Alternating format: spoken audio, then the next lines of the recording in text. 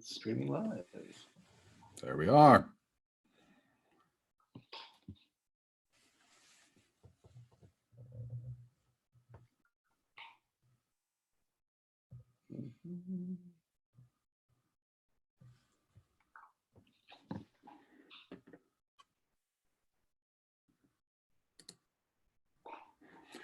Yves, so good to finally have you on the show. I know we've been trying to do this for a while, so thank you. Thank you for making time. For those of you who don't know Yves, he is a storyteller extraordinaire, been a writer for forever, is what it feels like, a huge fan and master of the written word. And I'm a wannabe. I try to write. It is extremely difficult, and it always reminds me of that famous Mark Twain quote, "I would have written a shorter letter had I the time." It's a great quote, and thank you for the good words. No, it's great for me to be here with you too. I think you know how much I hold you in the high esteem, and so it's a privilege for me to be here. We are having fun, so I appreciate it. So a big part of our story and what this podcast is really about is what I like to call is the dip. Right, the dip is that moment in your life where things haven't gone all that well. For whatever reason, all of us, 100% of us have had that moment, whether it's a personal tragedy, someone has left you or passed away, financial, your job. There's lots of different facets, and it means very different things for different people, right? The dip can be wildly different for different people under different circumstances. But one of the key things that happens during the dip is that winners make one or two seemingly small but critical decisions in that moment that bring them to those new heights. And everybody else, frankly, takes the easy way out. And people have heard me say this before, but they get the job at Starbucks. And no offense to Starbucks, of course, but it's a good job and good benefits, but it's probably not their dream to be there. And so one of the reasons I wanted to talk to you was because you've done those things. You've been on that journey, and you've had fantastic success.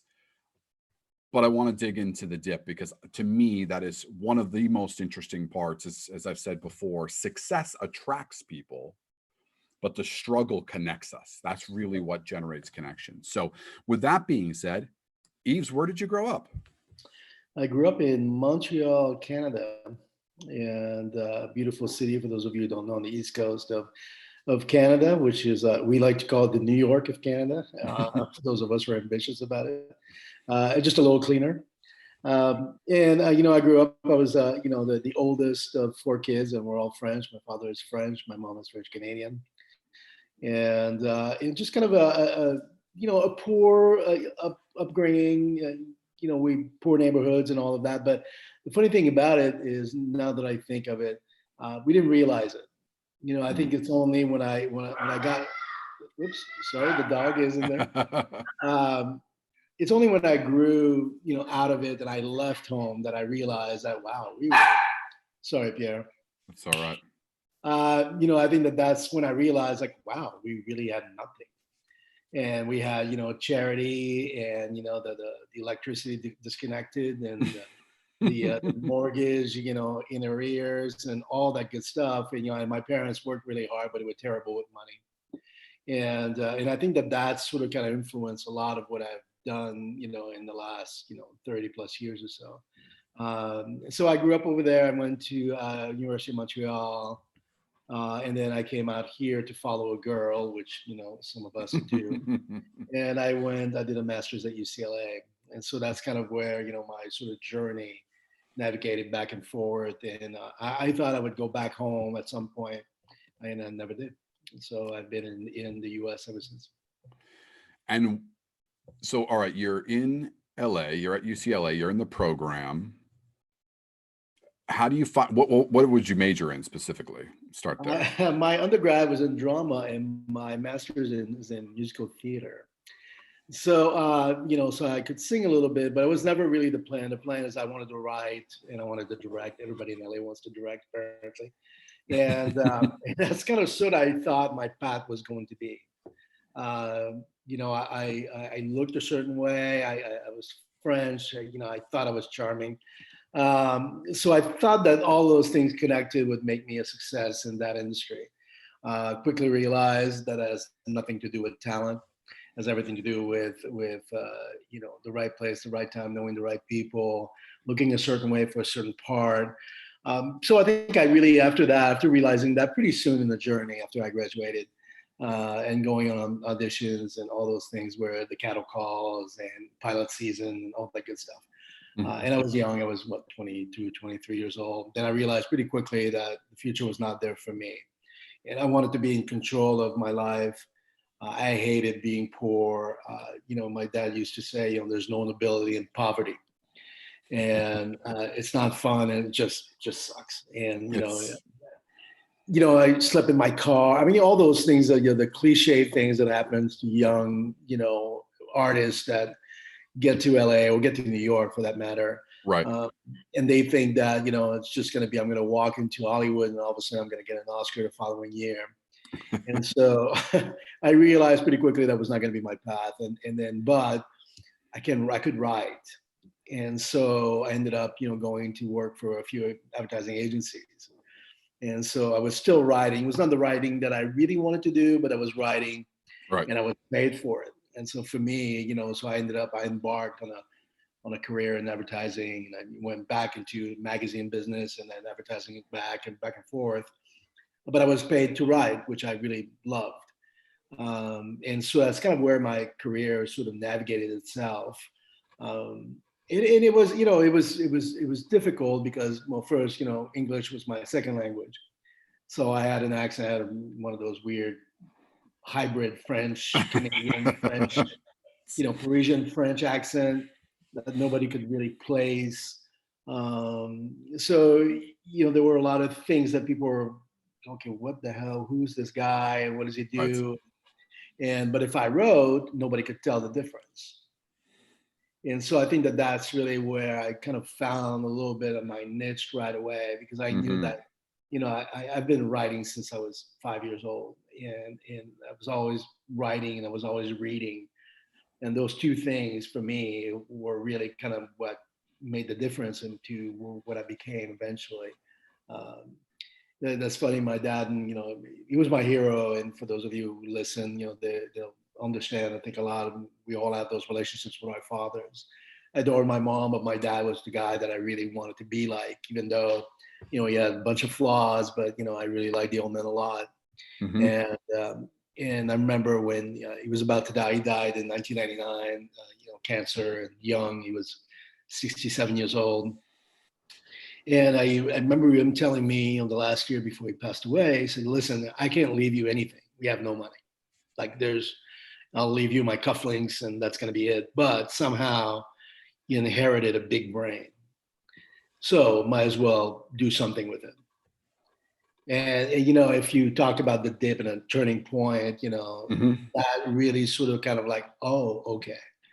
It's not. It's almost like he gave me permission to become the man I was going to become, and not be afraid of showing that I was smart and I could actually do things.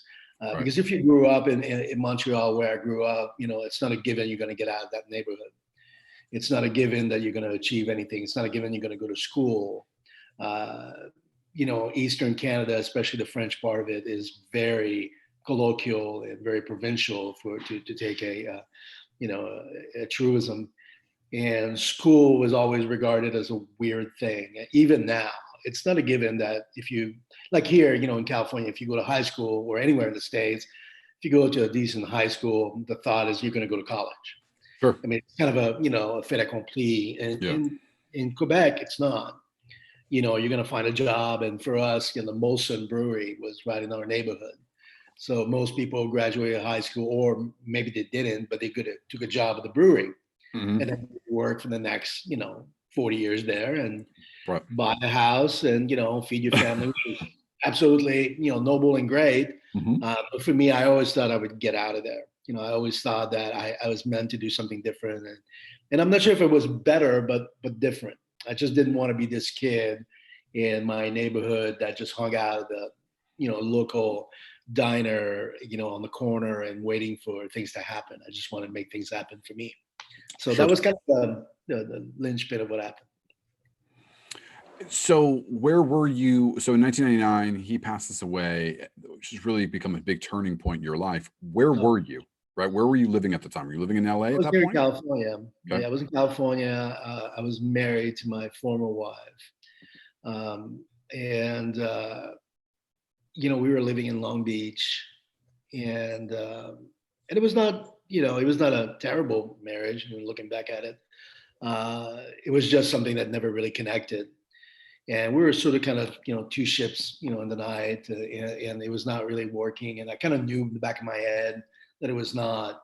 And so, I found out that he was really sick at Thanksgiving that year in 1998, and then he died in February 1999. So there was 3 months really Right. to the day. So I was living in Long Beach. I was married, and that was kind of it. I thought, well, and the other thing about Eastern Canadians and French people, we don't divorce ever. The families don't. They just, of all the relatives, and my mom and dad had a lot of brothers and sisters, so I had a lot of cousins and uncles. Nobody ever gets divorced. No. So I was the first one, and it was not a moment of pride for anybody in my family. But that was kind of 1999, and I was working in advertising. No, actually, that's not true. I was working on the client side for a beauty brand, and I was creative director on a beauty brand on the client side for a few years. So that was kind of where I was in 1999. And what do you think you did with that permission? What changes did you make in your process and where you wanted to be at that moment? That was your quake, if you will, that kind of shakes you. I made a plan. I was never, before that, I was never a planner so much. I just did things because I felt like it. I left Montreal and I came to California, Right. and damn torpedoes. I'll do whatever I want, and nobody can tell me any different or any better. And so, but I think that when that happened, my father died, and he died, kind of the same way he lived. He died poor, and there was nothing ever that had changed. His circumstances had never changed, and a lot of people blame it on the environment, the circumstances, and all that. But I think deep down he knew it was his fault, and that he never really kind of did well with anything in terms of his living or his working conditions or anything like that. And so for me, it was really the moment that I thought, well, wait a second. This can't happen to me yet again. It can't be the next generations of Le Sieur that lives in poverty and paycheck to paycheck and struggling to make ends meet. And so I think that, so I made a plan like, okay, now here's what I'm going to do. I'm going to go to the top of my profession. I'm going to become, the top of what I can be. So if I'm going to be a writer, I'm going to work in advertising. I'm going to become a writer, and I'm going to become a creative director, and I'm going to be, I'm going to be that guy that's going to climb up the ladder. Sorry, Coco. I am sorry again. Um, so, and I think I was pretty ruthless on trying to climb that ladder, and I didn't care about anything else. So while professionally, I really kind of made a beeline for the goals I had and who I wanted to be. Personally, everything else was falling apart. So I couldn't quite seem to do either of them the right way. So I was all in for my career and not really for my personal life. Right. And that's a sadly a common story, right? That in particular, men and women do that, but men even more so, where they become so career focused, tunnel vision, that unfortunately they can let some of those things slip.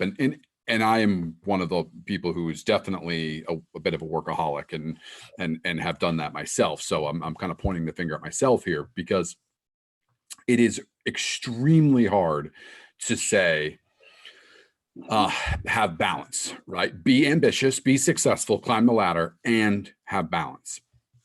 It's a tough gig. Yeah, I don't know. I don't actually know if that can be done. I'll be very honest with you. I haven't seen too many people that have done it. DHH, a good shout out to a good buddy of mine, David. He is the founder of Basecamp, the software, and he's written a few books on this, and is a mentor of mine, a friend of mine, and he would be the person he'd be the angel standing on my shoulder right now telling me that you can in fact do it, and he's been able to do it.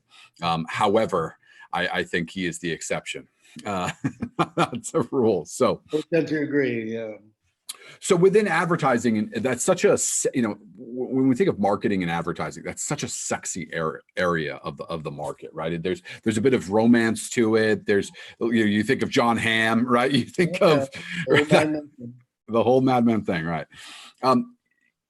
So you're in this moment. You've decided, okay, I will climb the ladder in this space. This is where I'm going to be.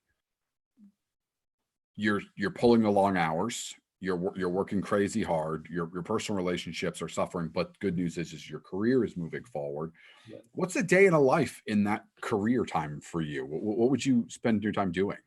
Yeah, the day in the life was one of those. For anybody who's been in advertising, in any advertising agency, especially in the early 2000s or so, advertising was still not, there was no revolution yet. It was still the same way it had been done in the 60s, which you were either a suit or you were a creative. So if you were on a creative side, you were either a writer, a designer, an art director. If you were on the suit side, you were an account exec. And the two shall never meet. Yes, yeah. And the only time you saw the suits is when you had a pitch, and then they were in the room because they wanted to make sure they would collect their money. Right. And fortunately for me, my brain is wired for both sides of that business. I was really creative, but I also had a pretty good business brain. Mm-hmm. And so I could understand, the demands financially that not only the clients had on us, but that we require in order for the agency to survive and grow, right, and all that. So I was never impervious to what they had to face because they had to sell, what we were doing. And so I knew that my job was to try to make their life a little easier. And it was not arts for art's sake. I was never one of those guys that believed that advertising was an artistic pursuit. It was a mean to sell a product. My big idol was David Ogilvy.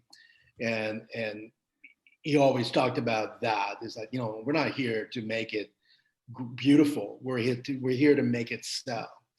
If I can't sell a product, your advertising has failed. It was true in the 60s. It was true in the 2000s. It's true today. Yes. If you can't sell a product, guess what? Your advertising is not working. So that's really as simple as that. So I think I always kind of kept that in mind. But my day was, long, 14, 15 hours a day. I a little bit like you, I sort of plowed through things. I'll sit down at my desk and I'll work. Mm-hmm. The campaign meant that I would work till 3 a.m. Then that'd be it. We had everybody that I knew. We had cots in our offices, and we slept on our couch and took a 2-hour nap, and then came back, put a fresh shirt on, and just went back at it. And I did that Amazing. For a long period of time. And I was commuting to. I was living in Long Beach. I was commuting to Pasadena every day. So. For people who don't know, that's like driving from Maine to Connecticut. I mean, it's not close. It's just crazy. And so I would leave, at 4:30 in the morning to go work out beforehand, and then work all day till 7. And then I'm like, well, I might as well wait for traffic. Then I would have to go get a cocktail with my buddies. Sure. So I would have a cocktail till 10 o'clock at night, and I'd get home at midnight. So I would never see my wife ever. And so, that contributed to the whole idea that this relationship was not going to work. But like I said, I was pretty tunnel vision. So that was my day. Like I just worked, and I was really good at it. I can take, one of my skills is I can take a large amount of information and process it quickly. So I was able to kind of listen to 3 or 4 sources and make a campaign out of it. And my writing was always been like that. And to this day, it's still how I write. I do a lot of research in several places, and I'm able to kind of assimilate that into one coherent piece. So I think that that's something that I done my whole career. But that was pretty much my day. Like I worked and I came home and I went to sleep, and I got back in the morning and did the same thing again. So there was no other life than that. That's what I knew. And yeah, I think that, talking about my father before, my dad was like that too. My dad worked. He was a worker. Yep.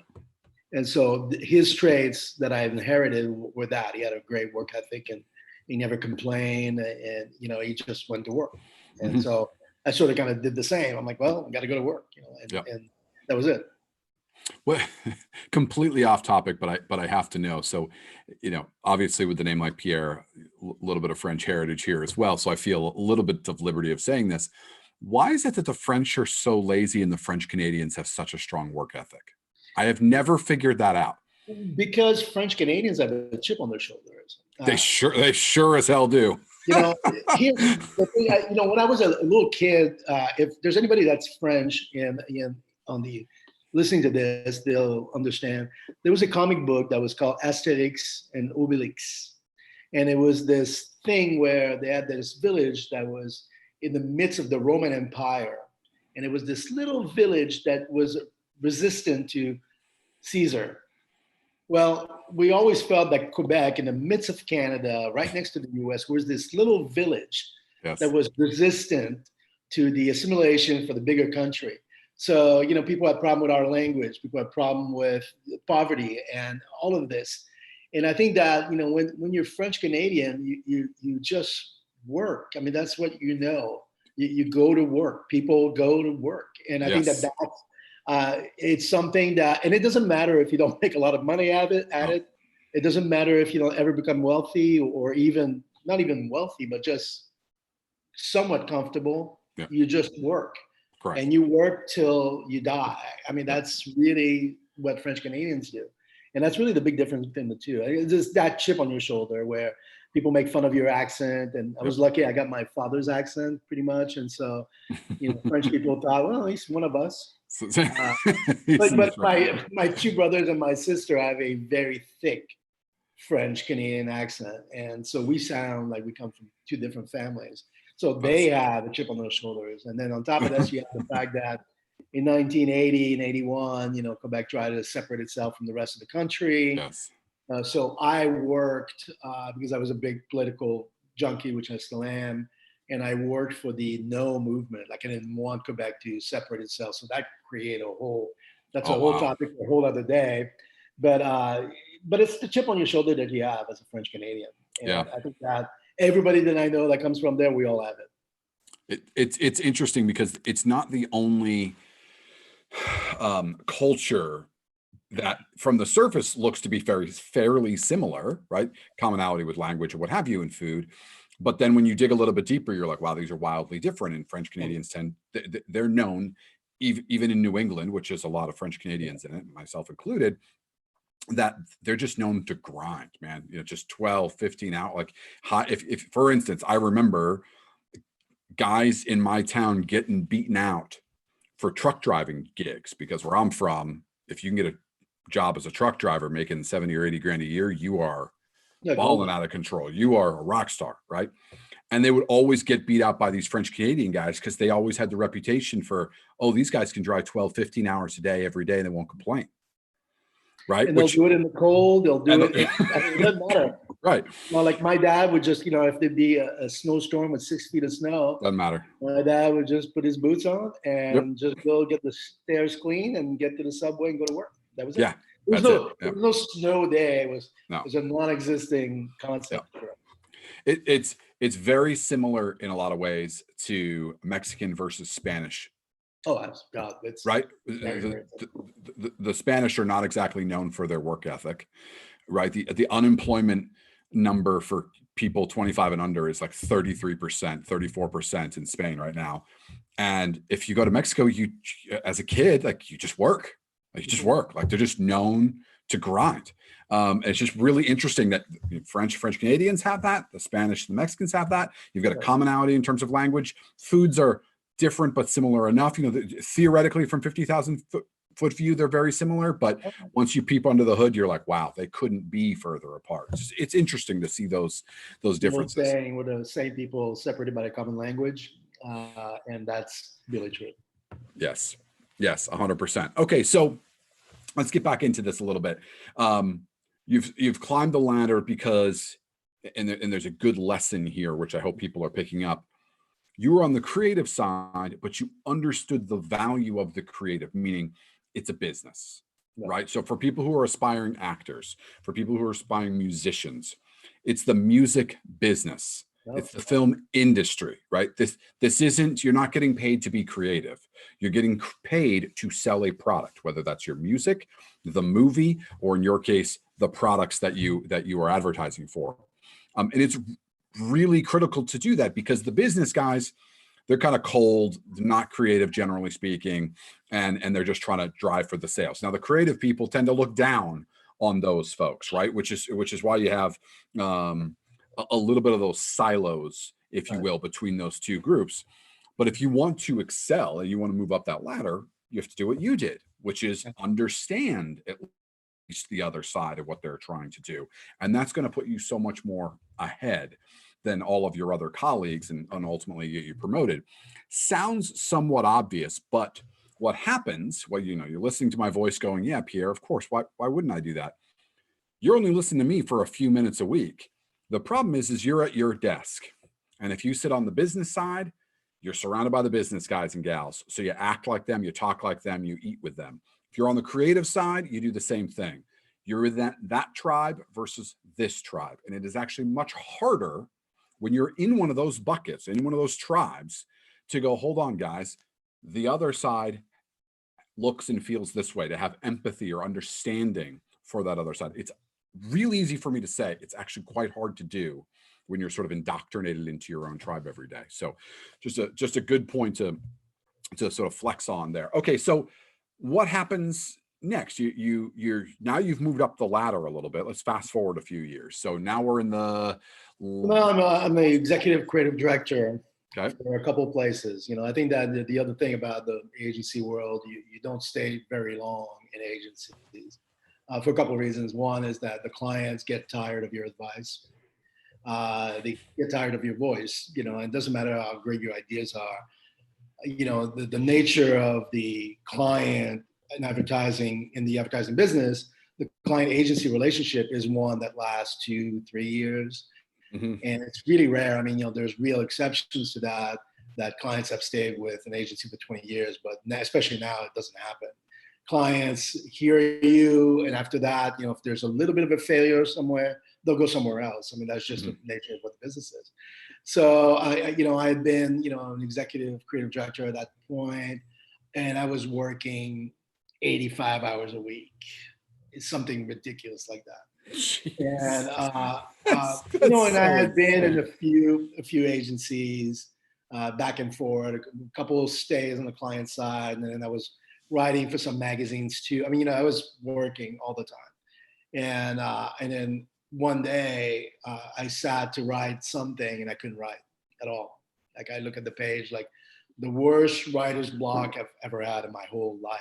Wow. And I write very easily. I can write quickly, accurately, very, very quickly. And it's never happened to me. And I couldn't write. And so I remember sitting down, like I literally didn't have a thought. I couldn't formulate a sentence. And I didn't understand. And I was like, okay, well, if I can't write, I mean, what the hell am I going to do here? Like, this is ridiculous. And come to find out, I was completely burned out. Like, between the commutes, being 4 hours in my car every day, working, 12, 14, 15 hours a day, on the weekends. And I was the first one to volunteer because I was not in a great relationship. So I was the first one to volunteer. Right. Yeah, I've got a free Saturday and Sunday. If there was a trip, I'm here too, all those things. And I was completely burned out. And so and by that time now, we're in, the mid 2000 or so. And I decided to take a break for the first time in my whole career. And I'm like, okay, I'm going to take, a month off and just kind of try to figure this out. Well, it's not as easy as said, because, living in California, it's not exactly cheap. You can't I didn't have $1 million in the bank. Mm-hmm. And so I sort of kind of needed to still work somehow, but trying to get a break. And when I did that, I met somebody that says, what would be great is if we start an agency together. I'm like, hey, that's a great idea. That's a great way to work more hours. Yeah, no problem. Sure, because, he was a really smart creative director that, I really admired. And he said, between my design and your writing, we're going to be golden. This would be fantastic. Well, what I didn't realize is that this gentleman had zero ambition. He was really happy to get a client or two, make a decent living, and then the rest would be all mine. So now all of a sudden, Ah, you know that because you've had a business for a long time. If you have a business and it's only two guys in the office, guess what? You're also the collecting agent, you're the yes. accounts payable, you're Oh the yeah. HR, you're all of that. Until And I recently, I was was all fulfilling that. Yeah. all these roles, Yep. and it was crazy. Like it was nuts. That's all I did is trying to fix problems that he would kind of sort of create. And he was brilliant, but just didn't want to do anything else.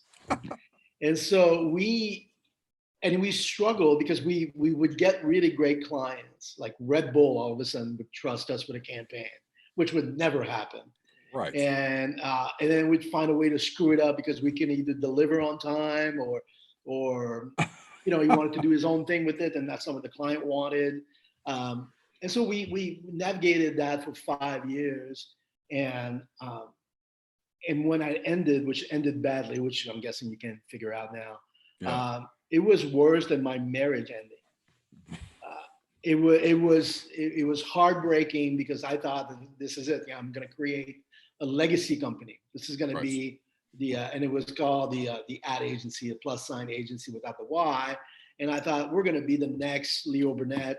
We're going to be the next Saatchi and Saatchi and Shia. It's going to be us. Right. And and I was at that time I was watching 30 something. For those of you who are old enough, you'll remember that show. And it was really about these two characters, the Elliot and Michael company. And I was Michael, he was Elliot, and it was just one of those really weird thing. And when it ended badly, we owed money, and turns out that his uncle did our taxes and failed to get our taxes done the right way. So we owed like 75 grand in taxes. Right. When I you mean, it had was no just a money. bad breakup. Right. Well, on top of this, then my marriage ended. So now we're 2009 or 10, and my marriage is ending. My Jeez. business is gone. I have zero money. By that time, we had a son, so I'm staying in my buddy's house in one room with my kid, and and I remember sitting in that room and just crying, like one of heaving, couldn't stop crying. Like it was just like, oh, Right. Of how did course. this happen to me? Like, Right. How did I get here? yeah, I I make can't hear smart you decisions. somehow. Oh, I'm sorry. Did you mute yourself? No, it's I see you look showing. smooth. It's showing that you should be hearing me. I can't hear. Let's see. You should be hearing me. That's the microphone. Okay, the microphone is fine. Let's see. Yeah. No. Somehow I can't hear you. Oh. Oh, this is ridiculous. This is a little crazy because it shows I have Still signal recording, on my but side. for some reason I can hear you.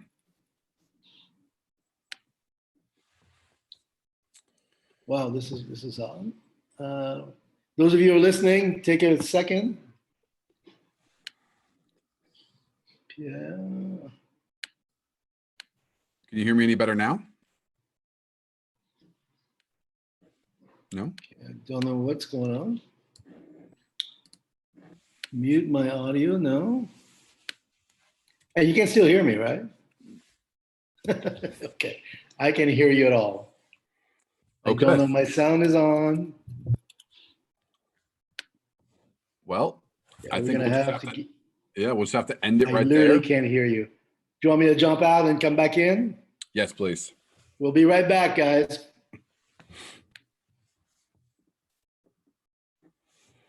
Sorry about that, everybody. I'm not exactly sure what we're having some technical difficulties here, apparently.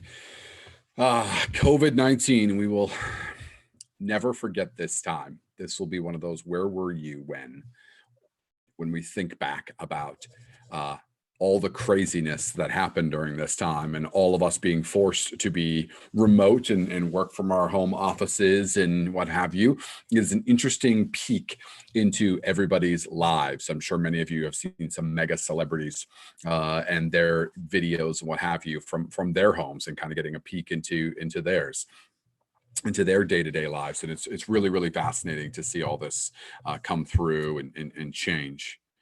See if Yves gets back in here. But it is just amazing to see us as a society come through. Yeah, can you hear me now? I can hear you great, thank you. I can't hear you still. I don't know what to do. All right, we're just going to have to end it there then. Okay.